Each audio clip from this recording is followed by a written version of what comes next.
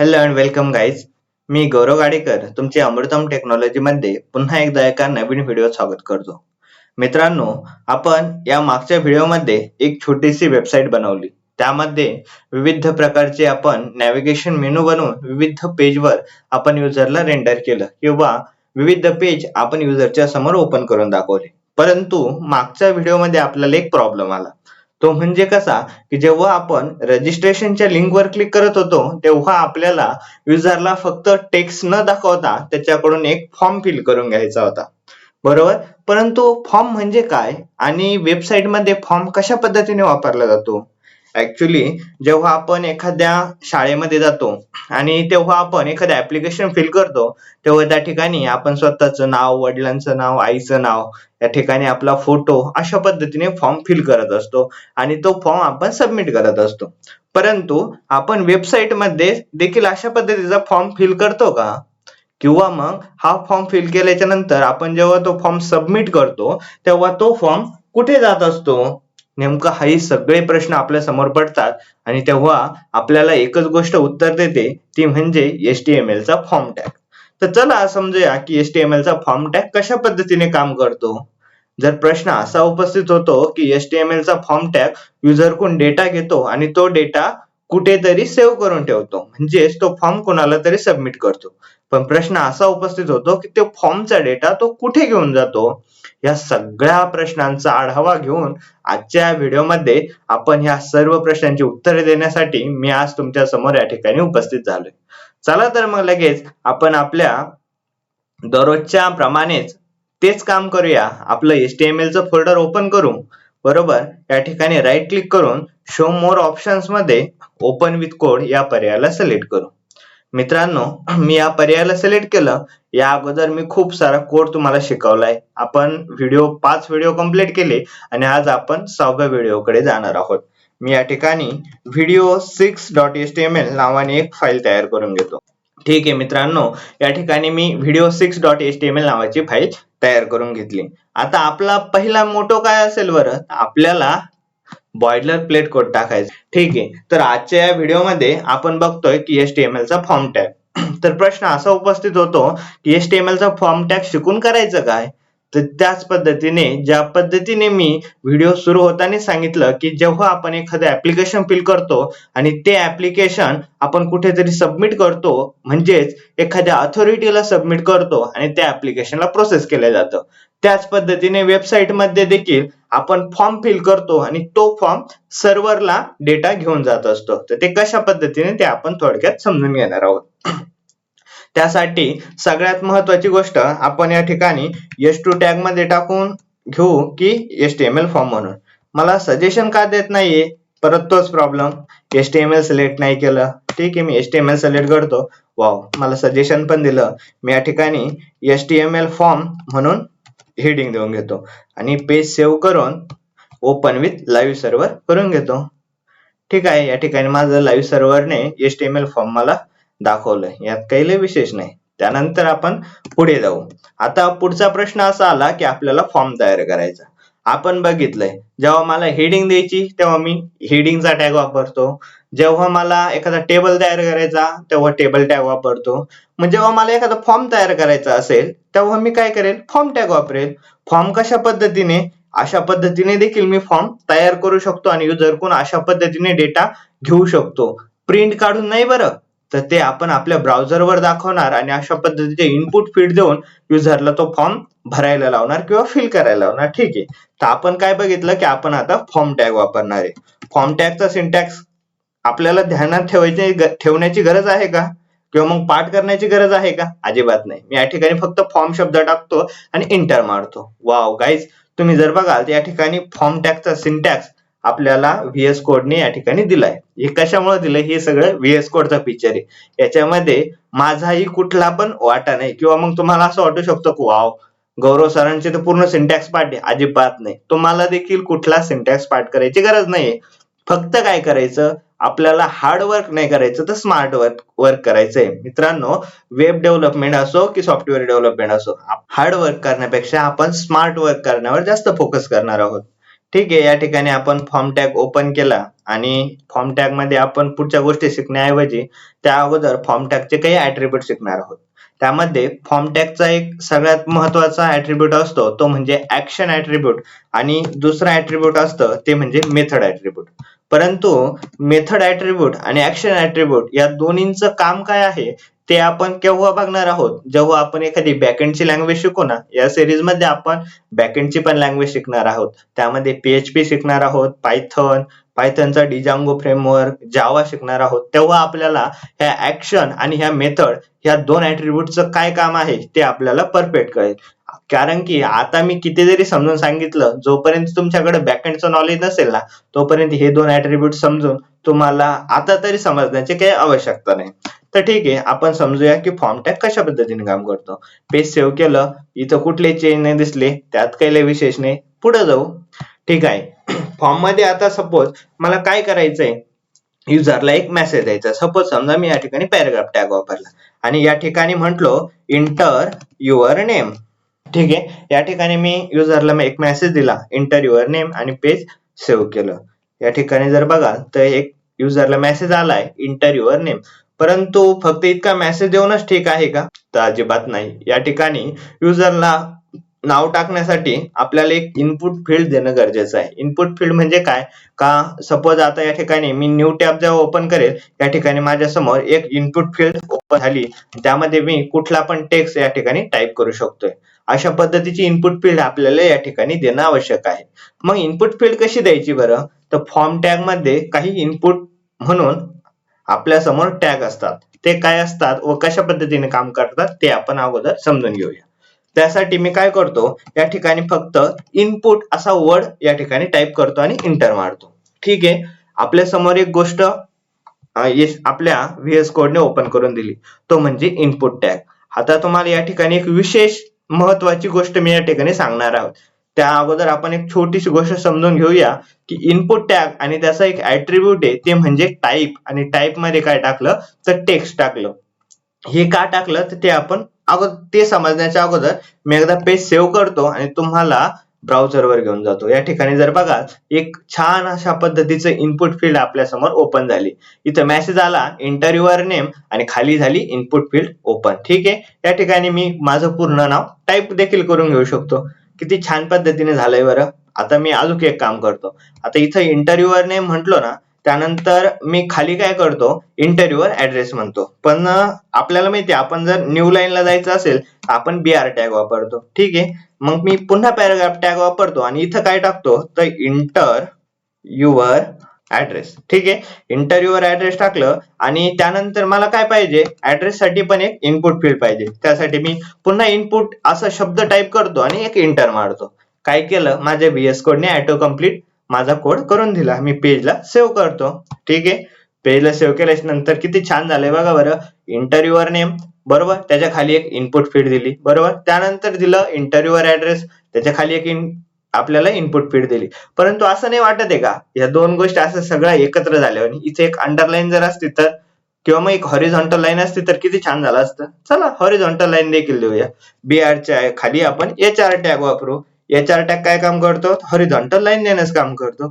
Wow, इथे एक horizontal line देखील आली. ठीक आहे, आपण ते स्टायलिंग नंतरच बघणार आहोत. आता ही हॉरिझॉन्टल लाईन पण इतकी छान नाही दिसत, ती काढून टाकू आपण. विनाकारण आपल्याला पेज मध्ये जास्त टॅग वापरून विनाकारण सगळ्या गोष्टी एकत्र करण्यात कुठलाच अर्थ नसतो. आपण काय करणार आहोत, या ठिकाणी टाकलं इंटर युअर नेम आणि इंटर युअर ऍड्रेस. आता त्याच्या खाली आपण जेव्हा पण एखादा फॉर्म फिल करतो तेव्हा आपण पूर्ण इनपुट फील्ड भरल्याच्या नंतर खाली एक बटन असतं आणि ते बटन काय करत असतं तर सबमिट करण्याचं काम करत असतं. म्हणजेच काय, आपण ज्या पद्धतीने साधा एखादा ऍडमिशन फॉर्म भरतो आणि तो फॉर्म कुठेतरी सबमिट करतो, ते सबमिट कुठं करत असतो, आपण आपल्या एखाद्या हायर अथॉरिटीकडे तो फॉर्म सबमिट करत असतो. तसंच याच पद्धतीने आपला HTML चा फॉर्म जेव्हा आपण या ठिकाणी एक सबमिट बटन देऊ आणि त्या सबमिट बटनवर क्लिक केल्याच्या नंतर आपल्या डेटाबेसला तो फॉर्म सेव्ह होण्याचं काम आपलं हे ब्राउझर किंवा आपली ही वेबसाईट करणार आहे ते आपण समजूया. त्यासाठी आपल्याला एक टॅग शिकायचा आहे, तो म्हणजे बटन टॅग. ठीक आहे, बटन टॅग शिकायचा म्हणजे काय करायचं, फक्त बटन हा टेक्स्ट टाकायचा आणि इंटर मारायचा, झालं आपलं काम. काय केलं, आपल्या व्हीएस कोडने ऑटो कम्प्लीट वापरून या ठिकाणी बटन टॅग ओपन आणि क्लोज केला. ठीक आहे, बटन मध्ये मी एक टेक्स्ट टाकतो, तो म्हणजे सबमिट. ठीक आहे, आणि पेज सेव्ह करून घेतो. चला ब्राउझरवर. वाव, या ठिकाणी जर तुम्ही बघाल, inter your name, inter address आणि या ठिकाणी सबमिटचं बटन आहे. म्हणजे मी या ठिकाणी माझं नाव टाकेल, बरोबर, खाली ऍड्रेस टाकेल आणि सबमिट बटनवर क्लिक करेल.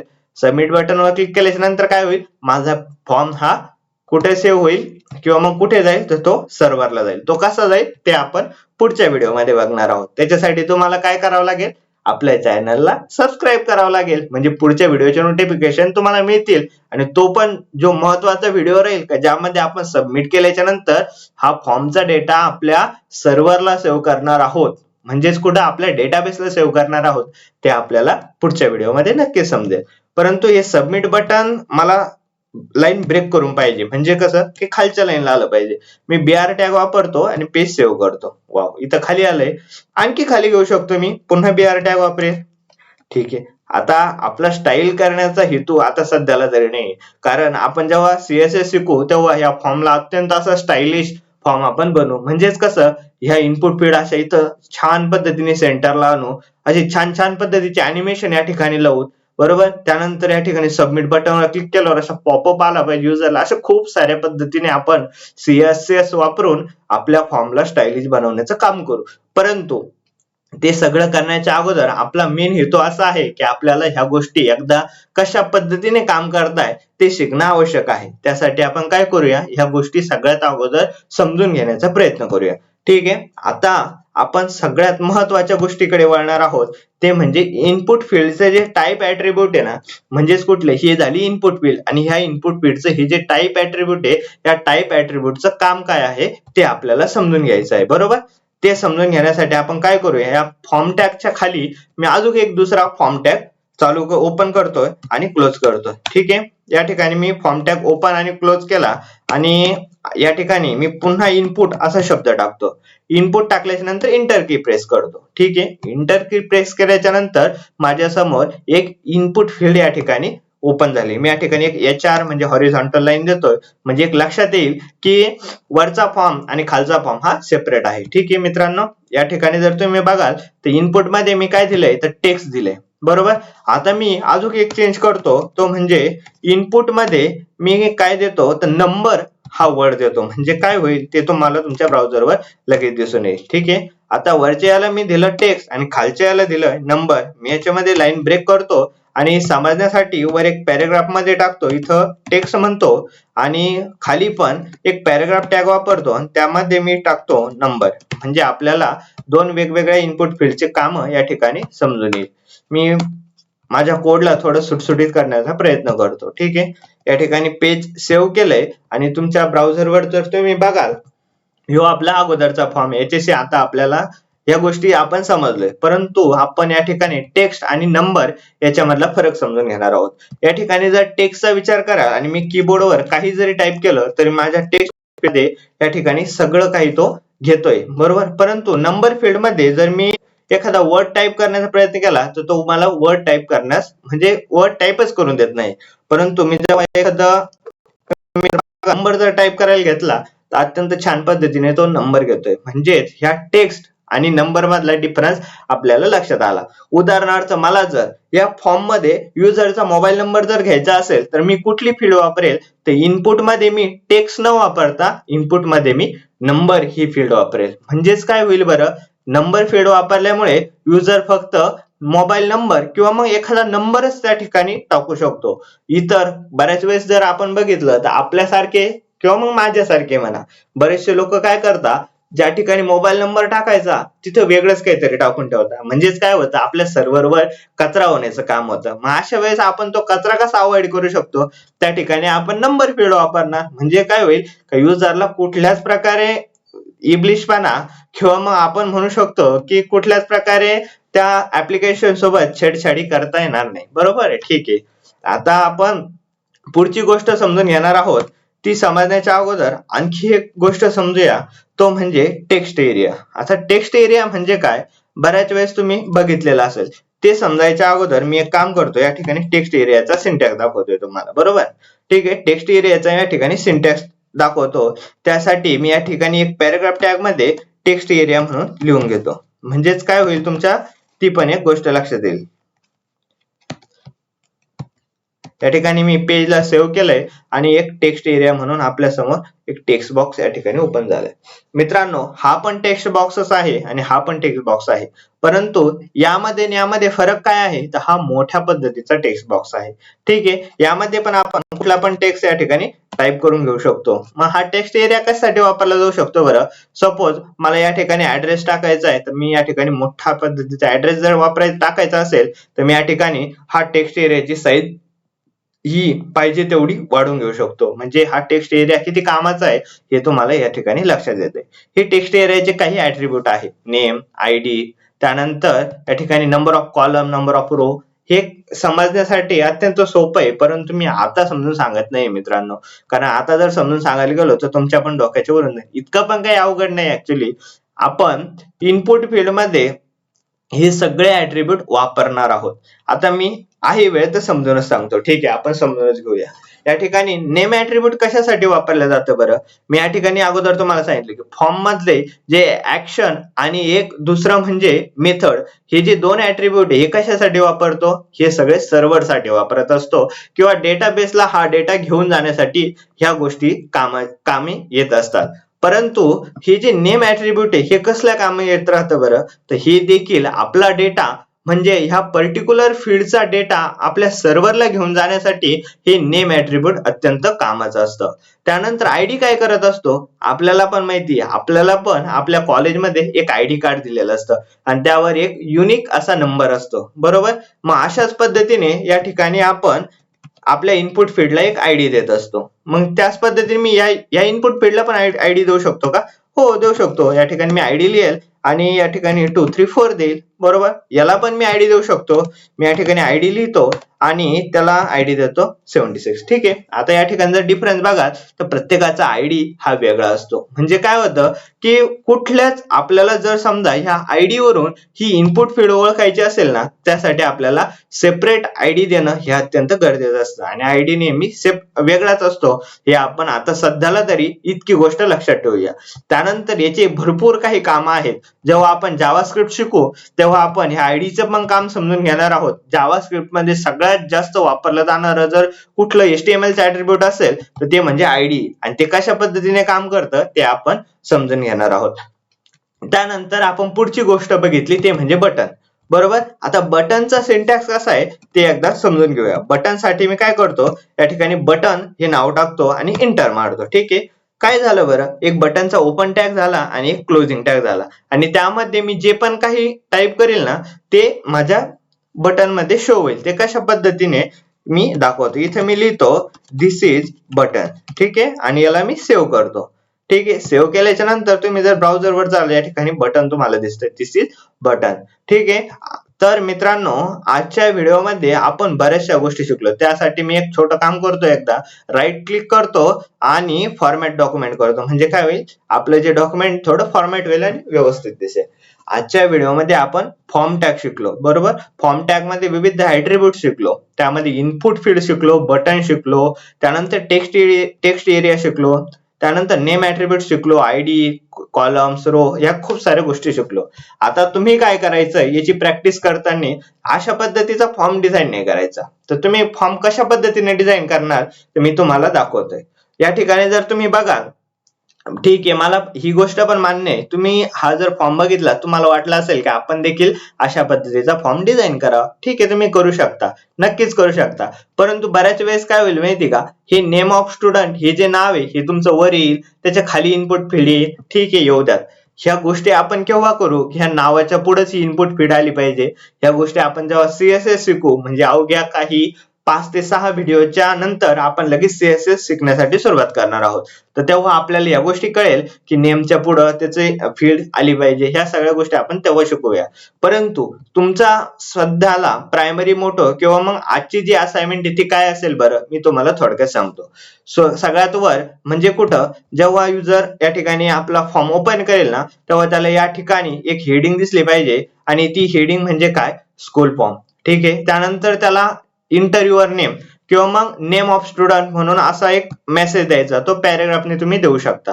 ठीक आहे मित्रांनो, आणखी एक गोष्ट, तुम्ही पॅरेग्राफ न वापरता एक लेबल नावाचा टॅग असतो, तो लेबल नावाचा टॅग वापरून देखील तुम्ही ही लेबल देऊ शकता. परंतु सध्याला इतक्या अवघडात न घुसता तुम्ही फक्त पॅराग्राफ टॅग वापरा आणि अशा पद्धतीचं नाव द्या. ठीक आहे, त्यानंतर तुम्ही काय करणार आहात, अशा पद्धतीची त्याला पुढे इनपुट फील्ड देणार. Father name input field, mother name input field. अशा पद्धतीने तुम्ही एक फॉर्म डिझाइन करा. बरोबर, आपण टेबल पण शिकलो. बरोबर, अशा पद्धतीचा एक टेबल तयार करा. बरोबर, आणि या ठिकाणी डेट टाकण्यासाठी एक इनपुट फील्ड आणि साइन करण्यासाठी, आता साइन करण्यासाठी तर ऍक्च्युली आपण तिथे साइन करत असतो, परंतु तिथे इनपुट फील्ड देणं पण गरजेचं नाही. बरोबर, मग एक काम करा, तुम्ही ही फील्ड स्किप करून टाका. परंतु इथून वर जितका फॉर्म दिसतोय ना तुम्हाला, हा पूर्ण फॉर्म डिझाइन करण्याचा तुम्ही आजच्या आज प्रयत्न करा. अजून एक गोष्ट, या ठिकाणी फोटो दिसतोय. बरोबर, तर तुम्ही काय करणार, आपण इमेज टॅग शिकलोय. बरोबर, इमेज टॅग कसा असतो बरं, IMG ना आपण इमेज टॅग वापरत असतो. आता मी तुम्हाला या ठिकाणी वापरून दाखवतो.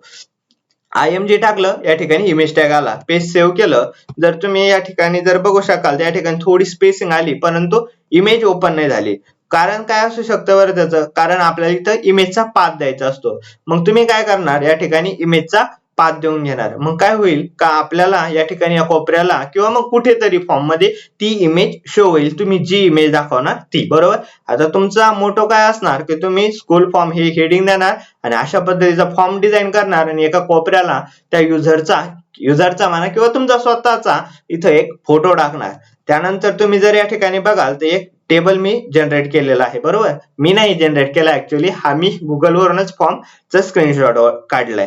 तर तुम्ही काय करा, असा एक टेबल जनरेट करा आणि या ठिकाणी त्या स्टुडंटचे मार्क्स तुम्ही स्टॅटिकली किंवा मग इथे इनपुट फील्ड न वापरता डायरेक्ट तुम्ही ऍक्च्युली कोड मध्येच त्या व्हॅल्यू टाकून अशा पद्धतीचा टेबल तयार करा. हीच माझी तुमच्याकडून आजच्या व्हिडिओ प्रति एक छोटीशी अपेक्षा आहे. आणि तुम्ही काय करणार, जसा होईल तसा. ठीक आहे, तुमची इनपुट फील्ड बऱ्याच वेळेस काय होईल, नाव इकडे येईल, इनपुट फील्ड इकडे येऊ शकते, सबमिट बटन इथे येण्याऐवजी इकडे येऊ शकतं, कुठे पण येऊ द्या मित्रांनो. काय करणार, तुम्ही पूर्ण पेजचा स्क्रीनशॉट काढणार. बरोबर, आणि तुमच्याकडे माझा मोबाईल नंबर तर आहेच, किंवा मग काय करणार, तो स्क्रीनशॉट काढून सेव्ह करून ठेवणार आणि तुमच्या मेमरीसाठी तुम्ही तो लक्षात ठेवणार की मी माझ्या आयुष्यातली पहिली वेबसाईट अशा पद्धतीने बनवली होती. ठीक आहे, तिला कुठल्याच पद्धतीची स्टाईल नसेल, काय नसेल, ठीक आहे, मान्य आहे. परंतु तुम्हाला जो आत्मिक आनंद आहे मित्रांनो, तो तुम्हाला ही वेब डेव्हलपमेंटची सिरीज शिकण्यासाठी अत्यंत महत्वाचा आहे. आणि इव्हन तुम्ही माझ्या व्हॉट्सअपला सुद्धा तो स्क्रीनशॉट शेअर करू शकता. मी नक्कीच बघेल आणि प्रत्येकाच्या स्क्रीनशॉटला किंवा मग प्रत्येकाच्या मेसेजला मी रिप्लाय देण्याचा प्रयत्न करेल. ठीक आहे मित्रांनो, आणखी एक महत्वाची गोष्ट, जर तुम्हाला ही सिरीज शिकत असताना, ही व्हिडिओ बघत असताना कुठलाही प्रॉब्लेम येत असेल किंवा व्हिडिओ बद्दल काही शंका असेल तर तुम्ही त्या मला कमेंट मध्ये नक्कीच कळू शकता. कारण काय असतं मित्रांनो, आपण जर बघाल तर अमृतम टेक्नॉलॉजी हे चॅनल सुरू करून आपल्याला अवघे काही दिवस झाले. बरोबर, आणि मला देखील काही इम्प्रूव्हमेंट करणं या ठिकाणी आवश्यक वाटतंय. परंतु त्या इम्प्रूव्हमेंट काय असल्या पाहिजे ते मला तुम्हीच व्यवस्थित सांगू शकता. कारण काय की माझे व्हिडिओ तुम्ही बघताय, तर ठीक आहे मित्रांनो, तुम्ही ह्या सगळ्या गोष्टी करणार आहात आणि मला कळवणार आहात. तर चला, आजच्या व्हिडिओमध्ये आपण इथेच थांबूया आणि आपण एकच अपेक्षित ठेवूया की तुम्ही जे काम सांगितलंय किंवा जी असाइनमेंट दिली ती कम्प्लीट करणार आणि मला सबमिट करणार. तर थँक्यू गाईज.